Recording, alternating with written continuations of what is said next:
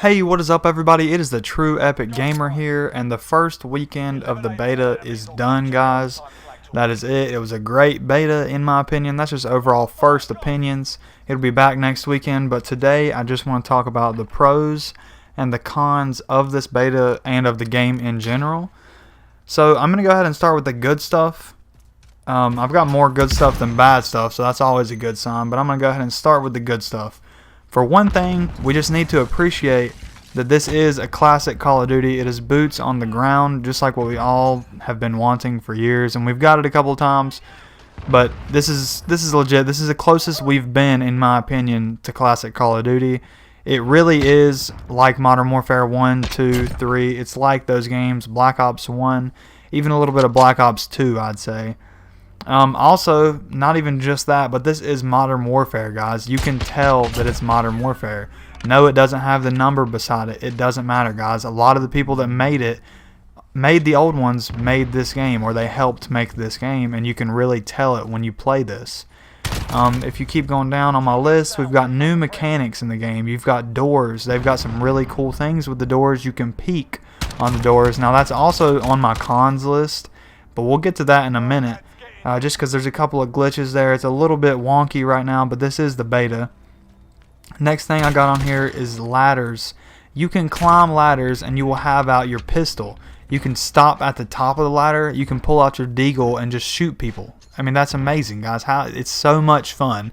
And you wouldn't even think it would be that much fun. You wouldn't even think that's something they should add into the game, but they went and did that, and it's amazing. They've got other stuff like mounting your weapon. You can mount it on a wall. You can mount it on a platform, like a wooden platform in front of you. That's not new. We've had leaning in Call of Duty before, but this is the best way that it's been implemented into the game so far. There's no flaws with that.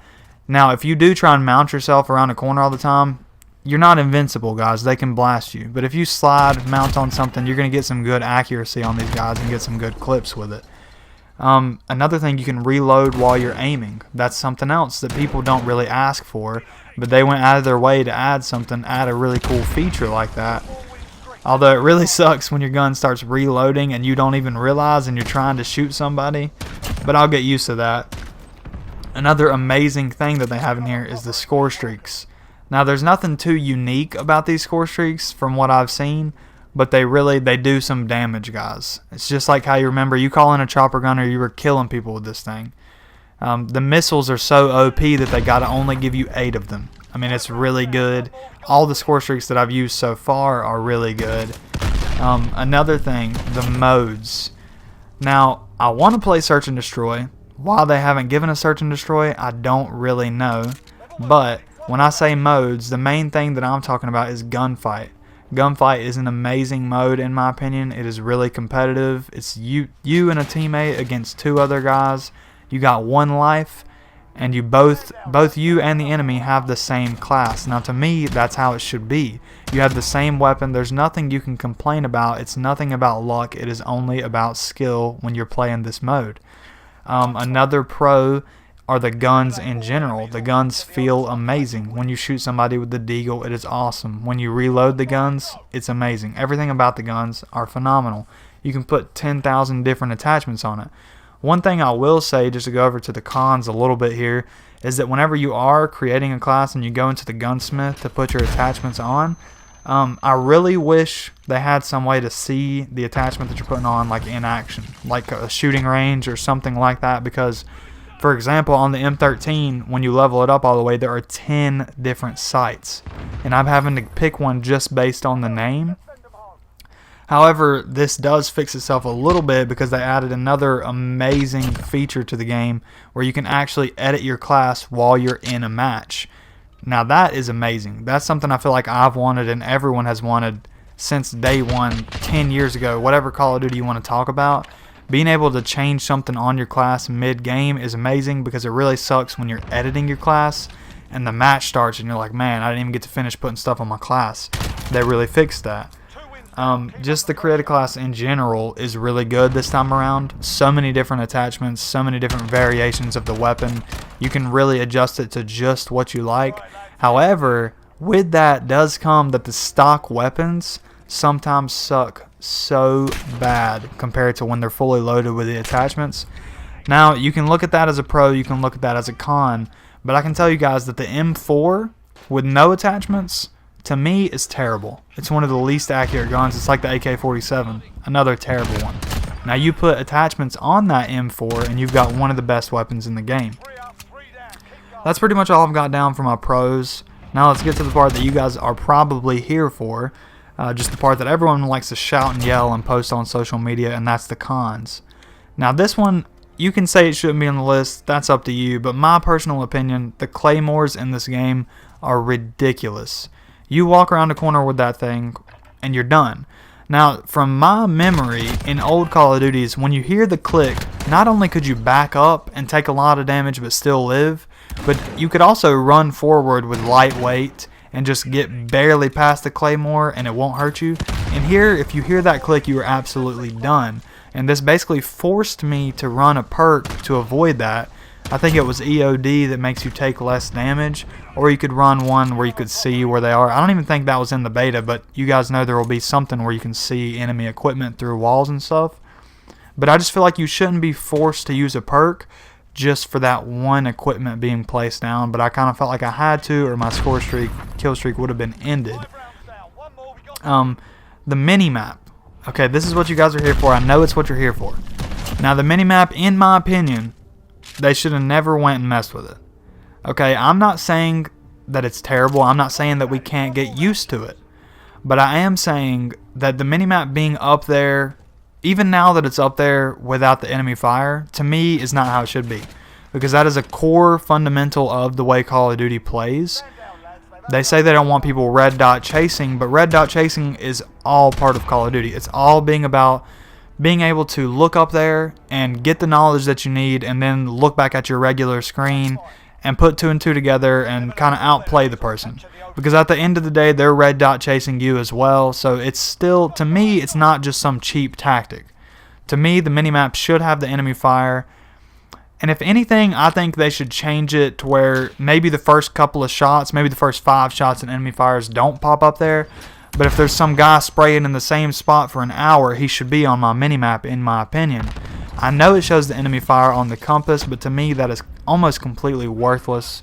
It is very hard to tell where an enemy is from just a line with a dot on it. Whereas the minimap, you could really determine exactly where that camper was hiding like a baby. But also, I see people's point that the minimap, the game looks better visually without the minimap. But in that case, then just go play hardcore. Go play realism mode. Go play something where there's nothing on your HUD. Because if your complaint is that the minimap is covering up your screen, you should just be playing a game mode without the HUD there at all. Because it doesn't take up a chunk of your screen or anything. In my opinion, it belongs there. But I'm going to go ahead and move on. The map count. This is something that I don't see anyone talking about. But the fact is, guys, they have maps that are just for 2v2s. They have maps that are just for 6v6. They have maps that are for 10v10. They have maps that are 20v20. And they have maps that are just 32v32. Okay, now in my opinion, when you are separating the maps, depending on the game mode like that, and I don't think they're really talking about it. I don't think anyone's questioning them about it, and I think that's why no one's paying any attention. But at the end of the day, if you are separating the maps where they can only be played in a certain mode, you know good and well that they didn't have time to make 10 or 12 maps for each one of these modes. Gunfight, I think when the game launches, we'll have 6 maps. 6 maps total. Now, to me, that's low. Now, on the 6v6, I still don't think we'll have 10. I think 6, 7 maps is what we're going to launch with. I think the big mode will have 2. The 32v32 will probably only have 2 maps.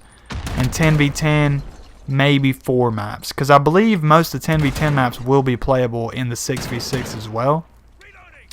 But I'm a little bit worried that they're not going to have enough maps. And also, I would like for them to remaster some maps. Like Stonehaven, the castle map on Ghost, would fit in this game absolutely perfectly. It's a big map and an amazing map that I think they should add in the game. But that's beside the point. I'm sure they will remaster maps at some point. And just imagine 2v2 gunfight on Rust. Tell me there's a better map for that. Now, yeah, that's a little bit bigger than the other 2v2 maps, but it could definitely work. They could even make it a little bit smaller, kind of rough around the edges. But that's just another personal opinion. But, I mean, at the end of the day, who doesn't want Rust back in the game anyway? Now, the spawns. I hate to bring up the spawns because I know that's the point of the beta, is for them to gather information and fix things like this. But the spawns, absolutely, they have to be fixed. They were absolutely atrocious. They were terrible in this game. There was no mode that you could play that had spawns where they felt right. I would find myself going to the other side of the map to kill the enemies, only to find out that they spawned with my team on that same corner.